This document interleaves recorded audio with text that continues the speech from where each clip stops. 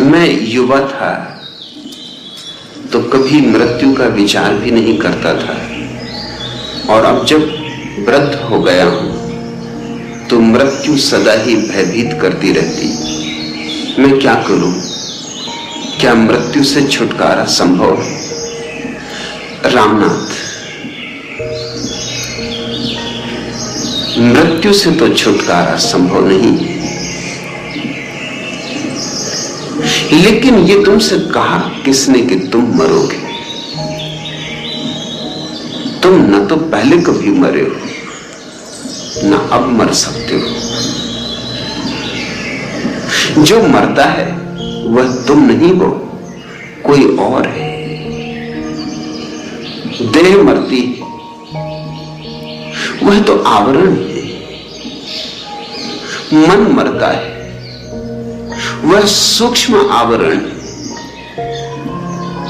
इन दोनों परिधियों के भीतर जो बैठा है, जो मालिक, वह न तो जन्मता है न मरता है। बहुत बार ये जीवन घटा है, कुछ तुम नए नहीं हो। बहुत बार आए और बहुत बार गए हो, लेकिन भीतर जो बैठा है वह शाश्वत है। न उसे जन्म छूता है, न मृत्यु उसे छूती है। जब तक तुम उस भीतर के अंतर्यामी को न जान लोगे, न पहचान लोगे, तब तक ये भय सताएगा। और जब व्यक्ति युवा होता है तो स्वभावतः मृत्यु की चिंता नहीं पकड़ती। क्यों पकड़े? आदमी इतना दूरदृष्टि नहीं। आदमी की दृष्टि बड़ी ओछी है, बड़ी छोटी है। बस जरा सा देखता है 2-4 कदम आगे। दिए की रोशनी है उसके पास, 4 कदम देखता है। मृत्यु इतनी दूर मालूम पड़ती कि भरोसा ही नहीं आता कि होगी। और मन बड़ा चालबाज है। मन ये भी कहता है कि और दूसरे लोग मरते, तुम नहीं मरोगे। और मन कहता देखो, एक व्यक्ति परसों मरा था, एक व्यक्ति कल मरा, एक व्यक्ति आज मरा, तुम तो नहीं मरे। लोग रोज मरते हैं, तुम तो नहीं मरते। तुम तो सदा न मालूम कितनों को मरघट पहुंचा के हमेशा घर वापस आ जाते। तुम तो जियो, बेफिक्री से जियो, मन कहता है। इन व्यर्थ की चिंताओं में ना पड़ो। फिर जवानी के नशे होते, मूर्छाएं होती, दौड़ होती, धन पाना है, पद पाना है, प्रतिष्ठा पानी। फुर्सत कहां है, समय कहां है कि कोई बैठ के विचार करे। जो जवानी में विचार कर ले, समझना अति बुद्धिमान, समझना कि महामेधावी। क्योंकि आम तौर से जवानी में मूर्छा इतनी सघन होती, क्योंकि वासनाएं इतनी प्रगाढ़ होती कि आदमी लगता है जागा जागा, मगर जागा नहीं होता, सपनों में डूबा होता है। महत्वाकांक्षाएं सपने ही हैं। तुम्हारे भीतर सपनों पर सपने तुम बुने जाते हो। कौन सोचता है मृत्यु की? और फिर जब आएगी तब देख लेंगे, जल्दी क्या है? कभी कभी फुर्सत के किसी क्षण में अगर मृत्यु का ख्याल भी आ जाए तो तुम जल्दी से अपने को छिटका लेते हो, किसी दूसरे काम में लगा देते हो, अपने को उलझा लेते हो कि ये कैसी निराशा की बात मेरे मन में आ रही, अभी तो मैं जवान हूं। हम मृत्यु को सब तरह से ढांकते हैं, छिपाते, इसलिए मरघट को गांव के बाहर बनाना चाहिए गांव के ठीक बीच में, कि दिन में 25 बार गुजरो तो 25 बार मरघट तुम्हें याद दिलाए कि यही होने वाला है अंतिम निवास स्थान। चौंकाए, जगाए, स्मरण दिलाए।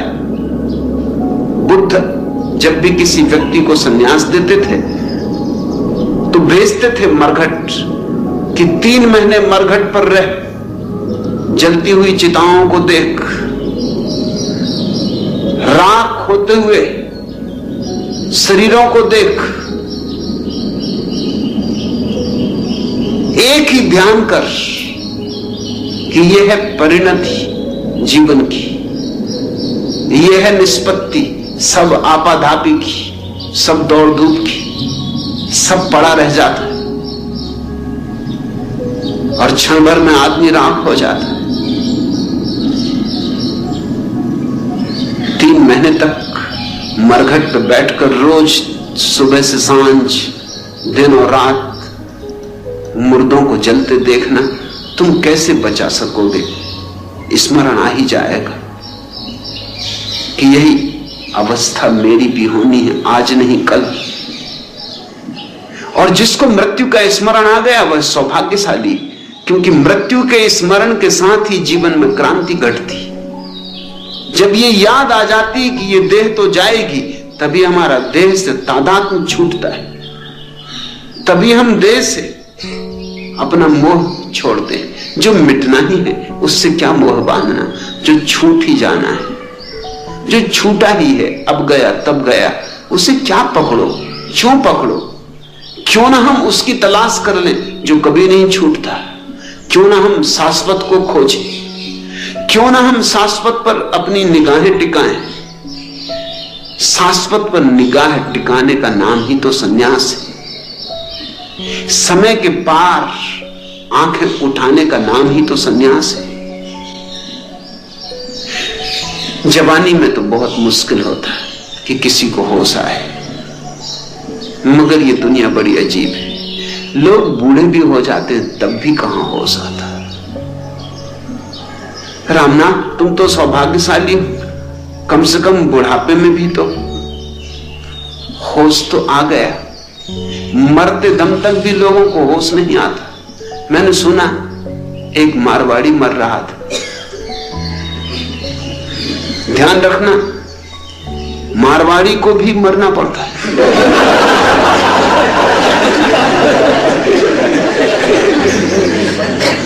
मौत किसी को भी नहीं छोड़ती, मारवाड़ी तक को नहीं छोड़ती। सारे बेटे और रिश्तेदार चिंतित थे। उसकी आवाज बंद हो गई थी, सब उसे घेर कर खड़े थे। बड़ी मुश्किल से वो बार बार कह रहा था, बाबा जा जा। एक बेटे ने कहा, लगता है ये कहना चाह रहे हैं कि बक्सा झाड़ के नीचे मैंने दबा रखा है, कुछ करो और इनसे पूरी बात बुलवाओ। कौन सा झाड़? क्योंकि घर के आसपास बहुत झाड़ थे। डॉक्टर ने कहा कि एक बड़ा ही मूल्यवान इंजेक्शन है, उसे लगाने पर ये 1-2 वाक्य बोल सकेंगे। उनकी मृत्यु निश्चित होने पर भी इंजेक्शन लगवाने को सब राजी हो गए। डॉक्टर ने इंजेक्शन लगा दिया, तब सब उत्सुक होकर सुनने के लिए मरते मारवाड़ी के पास झुके। उस बूढ़े ने क्या कहा मालूम? उसने कहा, अरे सब मुझे क्या देख रहे हो? वह बछड़ा झाड़ू चबाए जा रहा है।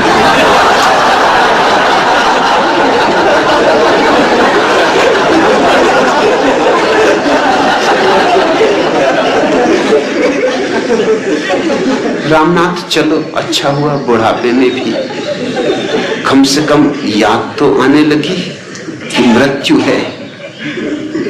इस याद को झुठलाना मत, इस याद को भुलाने की कोशिश मत करना। यह याद उपयोगी, इसका उपयोग कर लो। बुद्धिमान तो वही है जो हर चीज का उपयोग कर ले। इसको भी सीढ़ी बना लो, मृत्यु कीमती चीज है। अगर दुनिया में मृत्यु ना होती तो सन्यास ना होता, अगर दुनिया में मृत्यु ना होती तो धर्म ना होता, अगर दुनिया में मृत्यु ना होती तो परमात्मा का कोई स्मरण ना होता, प्रार्थना ना होती, पूजा ना होती, आराधना होती, न होते बुद्ध, न महावीर, न कृष्ण, न क्राइस्ट, न मोहम्मद। यह पृथ्वी दिव्य पुरुषों को तो जन्म ही ना दे पाती, मनुष्यों को भी जन्म ना दे पाती। यह पृथ्वी पशुओं से भरी होती। यह तो मृत्यु ने ही झकझोरा। मृत्यु की बड़ी कृपा है, उसका बड़ा अनुग्रह है। मृत्यु ने झकझोरा, याद दिलाई। बुद्ध को भी स्मरण आया था मृत्यु को ही देखकर। एक मरे हुए आदमी की लाश को देखकर पूछा था अपने सारथी से, इसे क्या हो गया? उस सारथी ने कहा कि यह आदमी मर गया। बुद्ध ने कहा, क्या मुझे भी मरना होगा? सारथी झिझका, कैसे कहे? बुद्ध ने कहा, झिझको मत, सच सच कहो, झूठ न बोलना। क्या मुझे भी मरना होगा? मजबूरी में सारथी को कहना पड़ा कि कैसे छिपाऊं आपसे। आज्ञा तो यही है आपके पिता की कि आपको मौत की खबर न होने दी जाए, क्योंकि बचपन में आपके ज्योतिषियों ने कहा था कि जिस दिन इसको मौत का स्मरण आएगा उसी दिन ये संन्यास्त हो जाएगा। मगर झूठ भी कैसे बोलूं? मृत्यु तो सबको आएगी, आपको भी आएगी मालिक। मृत्यु से कोई कभी बच नहीं सका है, मृत्यु अपरिहार्य है। बुद्ध ने उसी रात घर छोड़ दिया, क्रांति घट गई। जब मृत्यु होने ही वाली है तो हो ही गई। तो जितने दिन हाथ में है इतने दिनों में हम उसको खोज लें जो अमृत है। रामनाथ, अगर मृत्यु से भय लग रहा है तो अशुभ नहीं है, शुभ हो रहा है। पूछते हो मैं क्या करूं? मृत्यु से भय लगे तो ध्यान के अतिरिक्त करने को और कुछ है ही नहीं। अब ध्यान में डूबो, अब संन्यास में रंगो, अब जीवन को समाधि में रूपांतरित करो, ताकि तुम्हारा शाश्वत से संबंध हो सके, ताकि तुम अपने भीतर उसको देख सको जो कभी नहीं मरता। उसको देखोगे तो ही बह जाएगा, उसको पहचानोगे तो ही बह जाएगा। अच्छा हुआ बूढ़े हो गए, अभी न होगा मेरा अंत। जवानी तो इसी तरह की बातों में जीती। अभी न होगा मेरा अंत, अभी अभी ही तो आया है मेरे वन में मृदुल वसंत। अभी न होगा मेरा अंत। हरे हरे ये पात, डालियां कलियां कोमल गात, मैं ही अपना स्वप्न मृदुल कर फेरूंगा निद्रित कलियों पर, जगह एक प्रत्युष मनोहर। पुष्प पुष्प से तंद्रालस लालसा खींच लूंगा मैं, अपने नव जीवन का अमृत सहर्ष सिंच दूंगा मैं। द्वार दिखा दूंगा फिर उनको, हैं मेरे वे जहां अनंत। अभी न होगा मेरा अंत। मेरे जीवन का यह है जब प्रथम चरण, इसमें कहां मृत्यु है, जीवन ही जीवन। अभी पड़ा है आगे सारा यौवन, स्वर्ण किरण कल्लोरों पर बहता रे बालक मन। मेरे ही अविकसित राग से विकसित होगा बंधु दिगंत। अभी न होगा मेरा अंत। जवानी तो झूठी बातें कहने में बड़ी कुशल है, बुढ़ापन नहीं छिपा पाता। कैसे छिपाए? पैर डगमगाने लगते, शरीर अस्थिपंजर होने लगता है, श्वास लड़खड़ाने लगती, मौत की पहली पगध्वनियां सुनाई पड़ने लगती। इसने निर्झर बह गया है, रेत ज्यों तन रह गया है। आम की यह डाल जो सूखी दिखी, कह रही है अब यहां पिक या सिखी। नहीं आते पंक्ति में वह हूं लिखी, नहीं जिसका अर्थ जीवन दह गया है। दिए हैं मैंने जगत को फूल फल, किया है अपनी प्रभा से चकित चल, पर अनस्वर था सकल पल्लवित पल। ठाठ जीवन का वही जो ढह गया है, अब नहीं आती पुलिन पर प्रीतमा। श्याम तृण पर बैठने को निरुपमा, बह रही है हृदय पर केवल अमा। मैं अलक्षित हूं यही कवि कह गया है, स्नेह निर्झर बह गया है, रेत ज्योतन रह गया है, जीवन दह गया है। ठाठ जीवन का वही जो ढह गया है, मैं अलक्षित हूं यही कवि कह गया है। जिन्होंने जाना है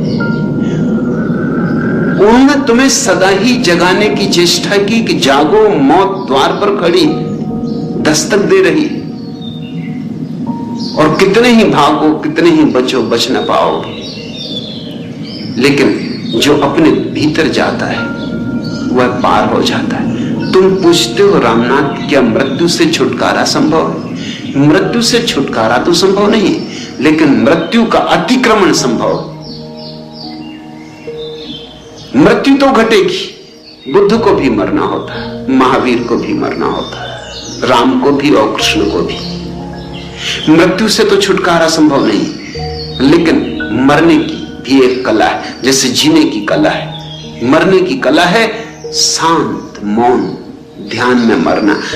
जीने की भी वही कला है, ध्यान से जियो, जितने दिन शेष हैं ध्यान में जियो, शांत मौन जागे हुए, ताकि शांत मौन जागे हुए मर भी सको। जो शांत मौन मरने में समर्थ हो जाता है वो जानता हुआ मरता है कि मैं नहीं मर रहा हूं। वह जागा हुआ मरता है कि देह छूटी मन छूटा, मगर मैं तो वही का वही हूं, चैतन्य तो वैसा का वैसा है, अछूता।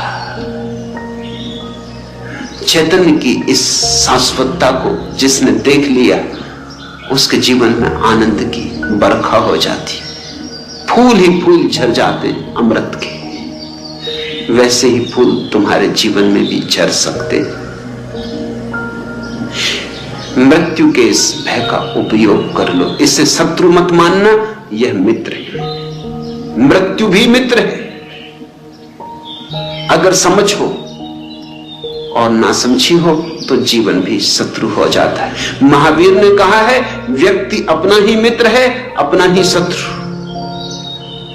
अगर हम जाग कर उपयोग करना सीख जाएं जीवन की सारी संभावनाओं का, जिनमें मृत्यु की संभावना भी सम्मिलित है, तो हम अपने मित्र हैं, नहीं तो हम अपने शत्रु हैं। इस दुनिया से बहुत लोग, अधिक लोग गंवा कर ही लौटते। रामनाथ, कोई जरूरत नहीं कि तुम भी गंवा के लौटो, कमा कर लौट सकते हो। जागो, समय रहते जागो।